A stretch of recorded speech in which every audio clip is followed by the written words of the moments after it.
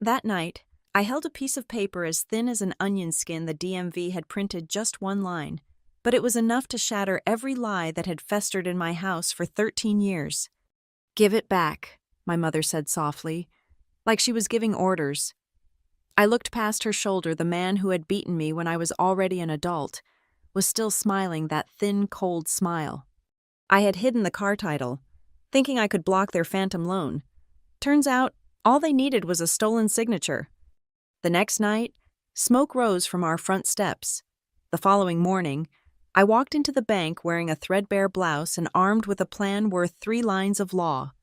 "My name is Mara Ellison, and this is how I took back what was mine." The fluorescent lights in the break room at North Pier Systems always flickered when it rained. That Tuesday evening, as I watched the coffee maker gurgle its last drops, I didn't know that in 3 hours, I'd be bleeding from a split lip and planning the most calculated revenge of my life. I was 32 years old, a technical support specialist who could troubleshoot any server issue, but couldn't figure out how to stop my stepfather from destroying everything I'd worked for. The drive home to Stoneford took 40 minutes on a good day. That evening, with autumn rain slicking the Georgia highways, it took an hour. I remember counting the exits, knowing that each mile brought me closer to the confrontation I'd been avoiding for weeks. Rick had been pressuring me to co-sign on loans first for the house refinancing. Then for some business venture he swore would make us all rich. I'd said no every time, but saying no to Rick Danner was like trying to hold back the tide with your bare hands. Our house sat on Magnolia Street, a tired ranch style that my mother Lynn had inherited from her parents. It should have been paid off years ago, but Rick had a talent for turning assets into liabilities. The porch light was on when I pulled into the driveway, casting shadows that made the bushes look like crouching figures. I sat in my car for a moment, engine ticking as it cooled, gathering courage I didn't feel. Inside, they were waiting in the living room. Rick had spread papers across the coffee table like he was dealing cards in a rigged game. Legal documents, loan applications, forms with tiny print that promised to chain me to debts I'd never agreed to create. My mother sat beside him on the couch, her hands folded in her lap, looking everywhere but at me. "There she is," Rick said, not bothering to stand. He was a big man, 6'2", with the kind of bulk that had turned from muscle to meanness over the years. "Your mother and I need to discuss some financial opportunities with you." I set my bag down carefully, keeping the coffee table between us. "I've already told you, I'm not co-signing anything." "That's where you're wrong." He picked up a pen, held it out like he expected me to take it. "This is family business. Family helps family." "Family doesn't forge signatures," I said quietly. The room went cold. Even the rain against the windows seemed to pause. Rick's face darkened, that familiar storm gathering behind his eyes. I'd seen it before when I was 19 and refused to give him my college fund, when I was 25 and wouldn't add him to my checking account, when I was 28 and caught him trying to open credit cards in my name. "What did you say?" His voice was dangerously quiet. "I know about the car title. Rick, I know you tried to get a duplicate." My mother finally looked up. "Mara, please, just sign the papers. It's for everyone's benefit." Benefit. I couldn't help the bitter laugh that escaped. He's drowning in debt and trying to drag me down with him. I hid that title for a reason. That's when Rick stood up. The coffee table scraped against the floor as he pushed past it. "You hid it. You think you can hide things from me in my own house." "It's not your house," I said, backing toward the hallway. "It's Mom's house. Just like the truck isn't yours, it's mine. I paid for it." The first blow caught me off guard. Not because I didn't expect violence. Rick had always been free with his fists when words failed him, but because my mother sat there, still as a statue, watching it happen. I'd grown up thinking mothers protected their children, even adult children, even from the men they chose to love. I tasted copper in my mouth, felt the warm trickle down my chin. The second hit sent me into the wall, family photos rattling in their frames. Through the ringing in my ears, I heard him saying something about respect, about knowing my place, about how I'd learned to stop interfering with family business. But the worst part, The part that would fuel every calculated move I made in the coming weeks was my mother's voice cutting through it all. Just give him what he wants. Mara, it's easier. I grabbed my bag and ran, not like a frightened child, but like a woman who had finally understood that the house she grew up in had become enemy territory. My hands shook as I fumbled with my car keys. Rain mixing with blood on my face. In the rearview mirror, I saw Rick standing in the doorway, backlit and triumphant, my mother's shadow behind him, complicit in her silence. The drive to Jules's apartment was a blur of windshield wipers and fury. Jules, my half-sister from my mother's first marriage, lived in a converted loft in downtown Stoneford. She was everything I wasn't confident, established, unafraid to draw boundaries with family. When she opened her door and saw my face, she didn't ask questions. She just pulled me inside and went for the first aid kit. "We're filing a report," she said, dabbing antiseptic on my split lip. "Tonight. He'll make Mom's life hell." "He's already doing that." Jules's hands were gentle, but her voice was steel. "The question is, when does it stop? When he puts you in the hospital? When he successfully steals your identity? When—" I knew she was right. I was 32 years old, financially independent, educated. I wasn't a helpless child trapped in an abusive home. I was an adult who had been assaulted by another adult. And there were laws about that, clear ones. "Remember when you hid the truck title?" Jules asked, handing me an ice pack. "You said it was to stop him from using it as collateral." "Yeah, I put it in my safe deposit box at the bank." "Good. That truck is going to be more important than you think. But first, we document everything." The Stoneford Police Department was quiet that late on a Tuesday. The officer who took my report was professional but tired, typing my statement with 2 fingers while rain drummed against the windows. He took photos of my injuries, had me sign forms, gave me a case number on a business card that felt heavier than it should. "Do you have somewhere safe to stay tonight?" he asked. "Yes, my sister's place." "Good. The report will be ready in 48 hours. You might want to consider a protective order." As we left the station, Jules put her arm around my shoulders. "That was step 1. Tomorrow, we go to the DMV." "Why the DMV?" "Because if Rick's trying to get a duplicate title, there'll be a paper trail. And paper trails, little sister, are how we burn down kingdoms." I slept fitfully on Jules's couch, waking every time a car passed on the street below.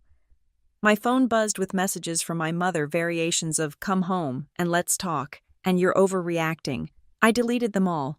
Rick didn't have my number, had never bothered to save it, which now felt like the only gift he'd ever given me. Wednesday morning came gray and damp.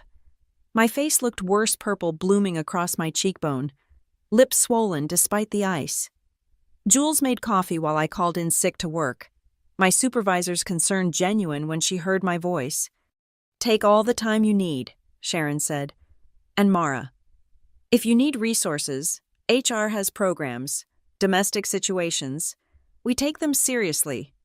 It was the word domestic that made it real. This wasn't just family drama anymore. It was something with a legal classification, something that happened to other people until it happened to you. The DMV in Stoneford occupied a strip mall between a nail salon and a tax preparation office. Wednesday mornings were supposedly less crowded, but the waiting room still smelled like frustrated humanity and floor cleaner. Jules and I took a number and sat in molded plastic chairs that had seen better decades. "What exactly are we looking for?" I asked, watching the digital display tick through numbers. "Proof," Jules said simply. "If Rick requested a duplicate title, there's a record. If he forged your signature, there's evidence." When our number finally came up, we approached the counter where a woman named Denise waited with the patient expression of someone who'd heard every possible DMV story. I explained that I needed to verify the status of my vehicle title, sliding my ID across the counter. 2018 Ford F-150, Denise typed, without looking up. "Says here a duplicate title was issued last Thursday." My stomach dropped. I didn't request a duplicate. Now Denise looked up, taking in my bruised face with sharp eyes. "You didn't—" "No, I have the original in my safe deposit box. Who requested the duplicate? More typing. Denise's frown deepened. Shows here it was an online request. E-signature from... She turned her monitor slightly so I could see. Mara Ellison and Rick Danner, co-applicants. That's impossible. He's not on the title, and I never signed anything electronically. Denise studied me for a long moment, then seemed to make a decision. She hit print, and a single sheet emerged from the printer. One line that would change everything. Duplicate title issued. Owner Rick Danner. Co-applicant Mara Ellison, e-sign. This is fraud, Jules said flatly. He forged her electronic signature. I can't make that determination, Denise said carefully, but I can give you the transaction details. Another printout. The request came from IP address registered to, looks like a business, Pine Dock Tavern. Pine Dock, Rick's favorite bar, where he spent most evenings drowning his failures in cheap whiskey and big talk. Of course he'd been stupid enough to commit fraud from a public computer. What do we do? I asked. Denise leaned forward slightly. Officially, I tell you to contact law enforcement and your bank. Unofficially, do it fast. If he's got a duplicate title claiming co-ownership, he can use it as collateral for loans. Today. We thanked Denise and left with our printouts. In the parking lot, my phone rang. Mom. You need to come home and give back those papers, she said without preamble. What papers? Don't play dumb. Mara, Rick says you took important documents from the house. I didn't take anything, but I know what he took my signature. He forged it. Mom, he's committing identity theft. Silence. Then, you're being dramatic. It's just paperwork. Family shares things. Family doesn't steal from each other. Family doesn't beat. You provoked him. You always provoke him. Just come home and make this right. I hung up. Jules was already on her phone, talking to someone in crisp, professional tones.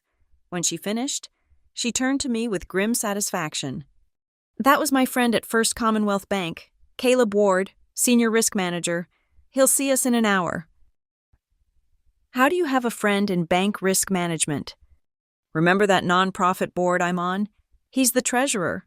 Sometimes networking pays off in unexpected ways. First Commonwealth Bank occupied a gleaming tower in downtown Stoneford's business district. Caleb Ward met us in a conference room that smelled like leather and lemon polish. He was younger than I expected, maybe 35, with the kind of careful attention that probably made him very good at spotting fraud. Jules filled me in on the basics, he said, studying the DMV printouts. This is concerning. Have you checked your credit recently? Last month? Nothing unusual then? Let's check again. He turned his computer monitor so we could all see it, pulling up credit monitoring sites with practiced ease. May I? I gave him my information, watched his fingers fly across the keyboard. His expression grew increasingly serious. 3 inquiries in the last week, he said. 2 for personal loans, 1 for a vehicle equity loan, all listing Rick Danner as primary applicant, you as co-applicant. But I didn't. I know. He pulled up another screen. This is interesting. The applications all have the same signature pattern. Electronic. But, he zoomed in. See how the loops are identical, not similar identical. That suggests someone copied and pasted a signature image. Can you tell where it came from? Give me a moment. More typing. The loan applications reference a previous relationship. You had a joint account here. No, never. I've never banked with First Commonwealth. What about rentals? Sometimes people use bank references for... He paused. Here, apartment rental verification from 2019. You rented from Danner Properties. My blood went cold. That was before he married my mother. I rented a unit from him for 6 months. It was the only way he'd leave me alone about moving back home. And you signed a rental agreement? Yes, but... The pieces clicked together. He kept it. He kept my signature from 5 years ago. Caleb nodded grimly. He scanned it, used it for the e-signature. It's crude but effective if no one looks too closely. Unfortunately for him, we look closely. What happens now? First, We freeze everything, any accounts, any loans in process, all of it gets flagged. Second, we file a suspicious activity report. This crosses from civil to criminal when it involves identity theft and bank fraud. Third, he pulled out a business card. You need a lawyer. This is my colleague. Specializes in financial fraud cases. Tell her I sent you. Will the bank press charges? If he successfully obtained funds, absolutely. Even the attempt is prosecutable. We take this very seriously. He paused. Can I ask about? He gestured delicately toward my face. Police report filed last night, Jules said briskly. Assault following confrontation about the fraud. Good. Document everything. Take pictures daily as the bruises develop. Keep all communication from him or anyone acting on his behalf. He printed several pages. This is your fraud report number. Any institution he approaches will see this flag immediately. We left the bank with a folder of evidence and a sense of momentum, but Rick wasn't done. That evening, as Jules and I reviewed our documents over Chinese takeout, her phone rang. Her neighbor. Someone slashed my tires, Jules said after hanging up. All four. Neighbor's security camera caught a partial plate matches Rick's truck. We should call the police. Already did. But Mara, this is escalating. He's not going to stop at property damage. She was right. Thursday morning brought a new horror. I woke to 5 missed calls from my mother and a text that made my blood run cold. House almost caught fire last night. Someone put burning rags on the porch. Jules drove while I called the fire department. Yes, they'd responded to a suspicious fire at the Magnolia Street address. Yes, it was being investigated as arson. No one was injured. But if the neighbor hadn't seen the flames... He's trying to frame you, Jules said. Make it look like you're retaliating. Or he's genuinely lost control. I stared out the window at Stoneford passing by.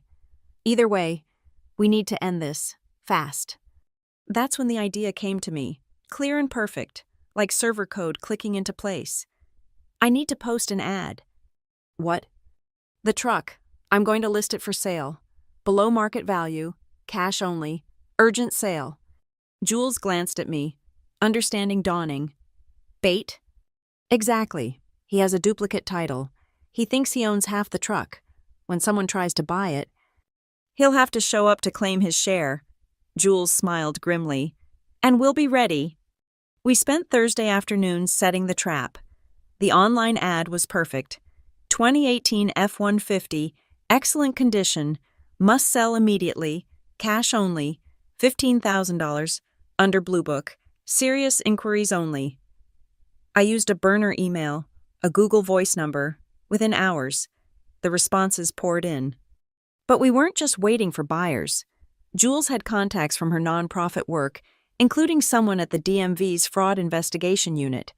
Turns out Denise had already flagged our case. The state took DMV fraud seriously, especially when it involved identity theft. We can coordinate with local PD, Inspector Martinez told us over the phone. If he shows up claiming ownership with a fraudulent title, that's multiple felonies in action. Friday night, my phone rang. The Google Voice number. Yeah, I'm calling about the truck, a gruff voice said. Not Rick, someone else. Cash ready? When can I see it? Tomorrow, noon, Riverside Lot, by the old warehouse district. I gave him the details. Hung up. Within minutes, my mother called. What are you doing? Rick saw the ad. He says you can't sell his truck. It's not his truck, Mom. He has papers that say, fraudulent papers. Tell him if he wants to stop the sale. He'll have to prove ownership, in person, tomorrow at noon. Silence. Then, why are you doing this to us? I'm not doing anything to you. I'm protecting myself from a criminal who happens to be your husband. You chose him. Mom, I didn't. Saturday came bright and cold. Unusual for Georgia autumn. The Riverside lot was mostly empty. Just a few abandoned shopping carts and puddles from the week's rain. Perfect visibility in all directions. Jules and I arrived early. Along with our assembled team, Inspector Martinez from DMV Fraud, 2 uniformed officers, and Detective Chen who'd taken my assault report. Caleb from the bank had even sent a representative to observe for their fraud case. Hidden cameras in all vehicles, Martinez explained. Everything needs to be documented. When he produces the fraudulent title, let him talk. The more he says, the stronger our case. We didn't have long to wait. At 11:45, Rick's truck pulled into the lot, followed by another car, a burgundy sedan I didn't recognize. Rick got out first, carrying a manila folder like a weapon. The sedan's driver emerged next, a thin man in a cheap suit who screamed ambulance chaser, or possibly loan shark. "That's Eddie Knowles," one of the officers muttered. "Runs a check cashing place, does side business in gray market loans." Of course, Rick hadn't just planned to steal my truck, he'd already lined up a buyer for his fraudulent stake. I stood by my F-150 keys, visible in my hand, Jules beside me, phone recording everything. Rick approached with that familiar swagger, the one that used to make me feel small. Now it just looked pathetic, a big man playing tough because he'd never learned any other way to be. "Nice try," he said, waving the folder. "But you can't sell my property without my consent." "Your property." I kept my voice steady. "I bought this truck. I make the payments. My name is on the registration."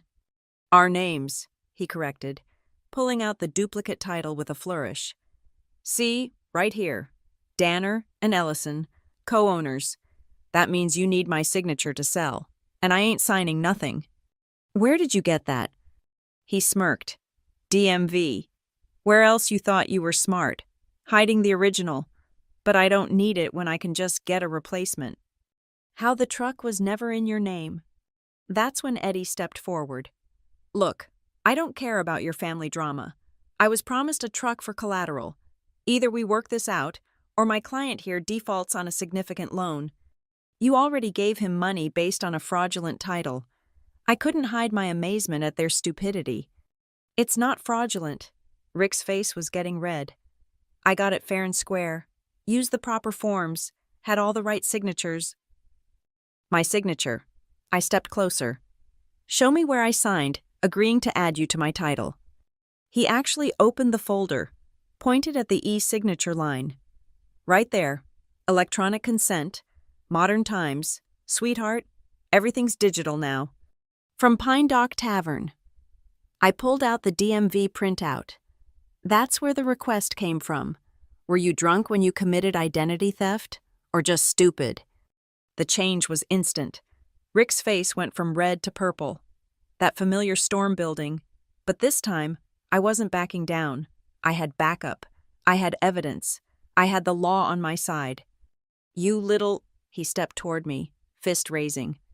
That's when the police moved. They'd been waiting in unmarked cars, watching everything. Before Rick could swing, he was face down on the asphalt, hands being cuffed behind his back while Martinez read him his rights. "Richard Danner, you're under arrest for identity theft, fraud, and attempted assault." Eddie tried to run. He made it about 10 feet before the second officer caught him. Turns out, he had his own warrant, something about unlicensed lending and tax evasion. As they loaded Rick into the patrol car, my mother's car screeched into the lot. She jumped out, hair wild, face streaked with tears. "Stop this," she screamed. "Mara, stop this right now. We can work this out at home." "There is no home for me anymore," I said quietly. "There hasn't been since you chose him over me. I never..." "You sat there Tuesday night. You watched him hit me and told me to just give him what he wanted. You knew he was stealing from me and asked me to make it easy for him. Family stays together." "No," I said, watching Rick's face through the patrol car window. "Families protect each other. What we had wasn't family. It was just people sharing a house." The legal proceedings moved faster than I expected. Monday morning. I sat in a small courtroom for the emergency hearing. Rick was still in custody, represented by a public defender who looked like he'd rather be anywhere else. The evidence was overwhelming. The DMV's digital trail showing the fraudulent request, the IP address linking to Pine Dock Tavern, security footage from the bar showing Rick at the computer terminal, bank records showing the signature copied from my old rental agreement. Eddie's testimony he flipped immediately about Rick promising him the truck as collateral, the assault charges from Tuesday night, the arson investigation from Wednesday, the tire-slashing incident at Jules's building.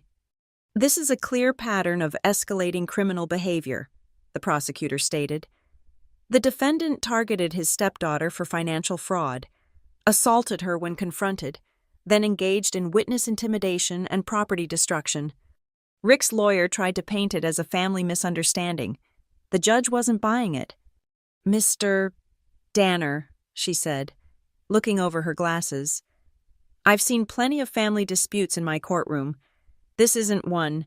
This is a calculated pattern of criminal activity. The evidence of identity theft alone warrants significant charges." The ruling was swift, protective order granted. Rick's assets frozen pending investigation. The fraudulent DMV title voided. Criminal charges proceeding on multiple counts. And because Lynn's name was on some of the accounts Rick had used, she was named as a co-defendant in the civil proceedings. "I'm not saying Mrs. Danner actively participated," the judge clarified, "but willful blindness to criminal activity, especially when it benefits the household, carries consequences." Outside the courthouse, Lynn waited by the steps. She looked older, smaller, like something essential had been drained from her. "I hope you're happy," she said. "You've destroyed our lives." "No," I said, walking past her. "Rick destroyed your life. I just refuse to let him destroy mine too." The next weeks passed in a blur of legal meetings and paperwork. I returned to work at North Pier, where Sharon and HR connected me with resources I didn't know existed, paid leave for domestic violence situations, free legal consultations, even a security escort to and from my car until the protective order was fully in place. "More employees deal with this than you'd think," Sharon told me gently. "You're not alone." I moved into my own apartment, a studio in a security building downtown. It was small but mine, with locks only I had keys to, and neighbors who minded their own business. Jules helped me decorate, bringing plants and throw pillows that made it feel less like a refuge and more like a home. The criminal trial was set for spring. Rick's lawyer kept pushing for plea deals, each one rejected by the prosecutor. "He's looking at 5 to 7 years if convicted on all counts," my lawyer explained. "The identity theft alone carries mandatory minimums." "What about my mother?" "Civil penalties mostly, fines, possibly probation. She's cooperating fully now. Turns out Rick had debts she didn't know about. When the house went into foreclosure proceedings, she finally understood the scope." I felt a pang of sympathy, quickly suppressed. She'd made her choices. One unexpected bright spot: the truck. With the fraudulent title voided and the criminal case proceeding, I had full ownership again, but I didn't want it anymore. Too many memories. Instead, I worked with my lawyer to do something constructive. "You want to donate it?" She looked surprised. "That's generous." "Not to charity, to the city, specifically, to the Domestic Violence Response Unit. They need vehicles for their safe transport program." It felt right. The truck that had almost been stolen to fund Rick's schemes would instead help other people escape situations like mine. The donation ceremony was small, just a few city officials and local reporters. I signed the papers transferring ownership, handed over the keys to Detective Chen, who'd become an advocate for the program after seeing my case. "This will help a lot of people," she said. "Sometimes a reliable vehicle makes the difference between staying and leaving." As I signed the last form at the DMV, the same counter where Denise had printed that fateful single line, I felt something release in my chest. The clerk, not Denise this time, a young man named Jerome, handed me a receipt. "Thank you for your donation," he said. Then, "I heard about your case. What you did took guts." I folded the receipt carefully. Such a thin piece of paper, but it represented so much freedom, justice, the power of documentation in a world that runs on paper trails. Outside, Lynn stood by the door. I hadn't seen her since the courthouse. She looked like she'd been crying. "I need to say something," she started. "You don't need to say anything." "Yes, I do." She took a shaky breath. "I failed you. As a mother, I let him. I stood by and let him hurt you because I was afraid of being alone. That's not an excuse. It's just, I'm sorry. I studied her face, looking for manipulation, finding only exhaustion and regret. I hope you mean that. I'm getting help, therapy, trying to understand why she gestured helplessly, why I chose him over my own daughter. I hope it helps, I said, meaning it. But Mom, we can't go back. Too much has happened. I know, she stepped aside. I just wanted you to know. And I'm testifying, in the trial, for the prosecution. I nodded and walked to my car, a sensible sedan I'd bought with my own credit, in my name only. As I drove away, I saw her in the rearview mirror, standing alone in the parking lot. Part of me wanted to go back, to try to salvage something from the wreckage, but I kept driving. The trial came in April, when the dogwoods were blooming all over Stoneford. I testified for 3 hours, walking the jury through each piece of evidence, each escalation, each moment when I could have given in but didn't. Rick glowered from the defendant's table, his suit ill-fitting, his lawyer increasingly desperate. The verdict was unanimous, guilty on all counts: identity theft, fraud, assault, witness intimidation, attempted arson. When the judge read the sentence, 6 years in federal prison, 3 years probation, full restitution. Rick finally looked scared. As they led him away, he turned to stare at me. I met his eyes steadily. I wasn't the scared woman in her mother's living room anymore. Lynn testified as promised, her voice barely above a whisper as she confirmed finding evidence of Rick's other frauds, his forged documents, his plans to leverage my credit for failed business ventures. When asked why she hadn't come forward sooner, she broke down. I was a coward, she said simply. I chose a man over my daughter. I'll live with that for the rest of my life. After the trial, life slowly found a new rhythm. I excelled at work, earning a promotion to senior technical specialist. Jules and I grew closer, having weekly dinners where we talked about everything except family. I started dating cautiously a fellow tech named David who understood why I needed to take things slow, why I insisted on separate bank accounts even after we'd been together a year. Trust takes time to rebuild, he said simply. I'm not going anywhere. The restitution checks came monthly, small amounts from Rick's prison earnings. I donated them to the domestic violence shelter, wanting nothing from him, not even court-ordered payments. Each donation felt like another link broken in the chain he'd tried to wrap around my life. 2 years after the trial, Lynn sent a letter, not asking for forgiveness or reconnection, just updating me on her life.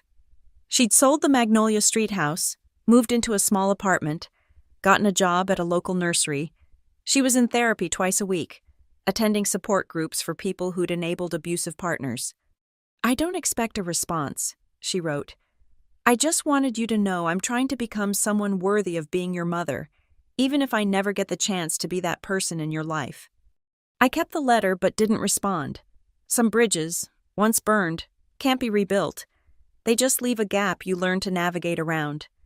5 years after that night in the living room, I stood in front of a conference room at North Pier, training new employees on system security. One young woman stayed after, hesitant. Can I ask you something personal? She said. I heard about what happened to you, with the identity theft and everything. I think my boyfriend might be doing something similar, using my information for loans. I don't know what to do. I sat down, gesturing for her to do the same. First, you document everything, every suspicious charge, every document he asks you to sign, every threat or moment of control. Second, you get help legal, financial, personal. You don't have to handle this alone. I gave her numbers, lawyers, counselors, the domestic violence hotline, watched her write them down with shaking hands. Will it get worse before it gets better? She asked. Maybe, I said honestly, but here's what I learned: staying silent guarantees it gets worse. Speaking up, fighting back, that's how you reclaim your life, one document at a time. She left with my card and a promise to call if she needed anything. As I packed up my presentation materials, I thought about that thin piece of paper from the DMV. how one line of evidence had started an avalanche of justice. Sometimes the most powerful revenge isn't dramatic or violent. Sometimes it's as simple as refusing to be a victim, as methodical as following paper trails, as devastating as the truth told in a courtroom. Rick had thought he could steal my identity, my property, my sense of safety. Instead, he'd taught me how to fight back with the most dangerous weapons of all documentation, determination, and the law. I drove home to the apartment I shared with David. Now both our names on the lease, both our decisions in every choice. The dogwoods were blooming again, pink and white against the Georgia sky. My phone buzzed with a text from Jules about Sunday dinner, from Sharon about a new workplace safety initiative she wanted my input on, from the young woman I'd talked to asking if we could meet for coffee. This was my life now built on my terms, protected by boundaries I'd learned to enforce, rich with connections to people who understood that love meant protection, not control. It wasn't the life I'd imagined at 32, bruised and running from my childhood home. It was better. It was mine. As for that night when everything changed, when I held that piece of paper from the DMV and realized I had the evidence to destroy the man who'd tried to destroy me, that was the night I learned that sometimes the best revenge isn't served cold. Sometimes it's served with a case number, a paper trail, and the full weight of the law behind it. And sometimes, that thin piece of paper really is enough to bring down a house of lies. The city put a small plaque on the donated truck. Provided by the Mara Ellison Fund for Survivor Transportation, I've seen it around town occasionally, usually outside the courthouse or the women's shelter. Ready to carry someone else to safety, each time. I remember that night in the rain, driving away from everything I'd known, not realizing I was driving toward everything I'd become. Rick will be eligible for parole next year. I'll be at the hearing. Not to protest, I've moved past needing him to suffer, but to testify about the ongoing impact of his crimes. The nightmares have mostly stopped. The hypervigilance faded to reasonable caution, but some scars are meant to remain. Reminders of battles fought and won. Lynn still sends letters twice a year. On my birthday and Christmas. I read them now. These careful updates on her quiet life. She volunteers at the same shelter I donate to. Some cosmic irony in that. She's never asked to see me, respecting the boundary I set that day at the DMV. In her last letter, she wrote, "I'm proud of the woman you've become, even though I had no part in making you that way." She was wrong about that, though. She had a part, just not the one she'd intended. Every time she chose Rick over me, she taught me to choose myself. Every time she asked me to make peace with abuse, she showed me what war looked like. Every time she failed to protect me, I learned to build my own shields. The story could end here, with justice served and life rebuilt, but real endings are messier than that. Last month, I got a call from a number I didn't recognize. "Miss Ellison, this is Nurse Patterson at Stoneford General. Your mother has you listed as her emergency contact. She's had a stroke." I sat in my car outside the hospital for an hour. David's hand on mine, deciding whether to go in. The daughter she'd failed to protect wrestling with the human being lying in a hospital bed. I went in, sat by her bed while machines beeped and breathed for her. She looked smaller than ever. This woman who'd loomed so large in my pain, when she opened her eyes and saw me, tears spilled down her cheeks. "I'm sorry," she whispered, voice slurred but clear. "So sorry." "I know," I said, and I did know. Sorry doesn't fix things, doesn't rebuild bridges or erase scars, but sometimes it's enough to allow for peaceful coexistence with the past. She recovered slowly. I visited twice, once to handle paperwork, once to say goodbye when she moved to an assisted living facility. We didn't reconcile, didn't pretend the past could be rewritten, but we achieved something like peace. Two women who'd survived the same man in different ways, acknowledging the damage and moving forward separately. "Thank you for coming," she said on that last visit. "I didn't deserve it." "No," I agreed. "But I didn't do it for you. I did it for me. To prove I could face you without fear, without anger. To know I've truly moved on." And I had. The woman who'd cowered in that living room, who'd run through the rain with blood on her face, she was gone. In her place stood someone harder and softer at once, someone who knew that paper could be mightier than fists, that truth could topple kingdoms, that walking away wasn't weakness, but the ultimate strength. The DMV still sends me renewal notices for the donated truck, some glitch in their system. Each time, I smile and forward them to the city. That single line of evidence that changed everything has multiplied into a life of purpose, connection, and freedom.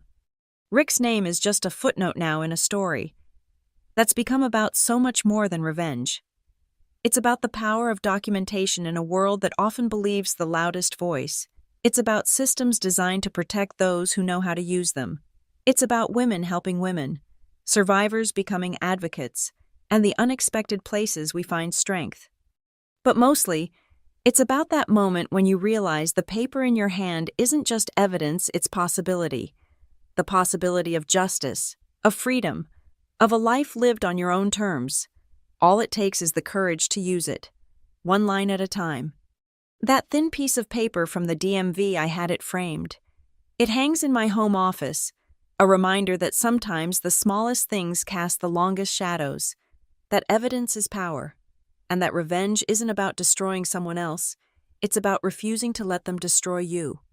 Every morning, I pass that frame on my way to make coffee, and I remember I am Mara Ellison. I survived, I documented, I won. And that single line was just the beginning. Thank you so much for listening to my story. I know it was a long one, but sometimes the most important truths take time to tell. If you're listening to this right now, whether you're in your car, at home, or maybe taking a walk, I'd love to hear from you. Leave a comment below and let me know where you're listening from. Share your thoughts, your own experiences if you feel comfortable. Sometimes the most powerful thing we can do is let others know they're not alone in their struggles. If this story resonated with you, please consider subscribing to the channel and hitting that like button. Your support helps these stories reach more people who might need to hear them. And if you really want to help this message spread, hit that hype button. It makes such a difference in getting these important stories out to those who need hope, who need to know that there's a way forward even in the darkest times. Remember, document everything, trust your instincts, and never be afraid to fight for what's yours. Thank you again for listening, and until next time, stay strong.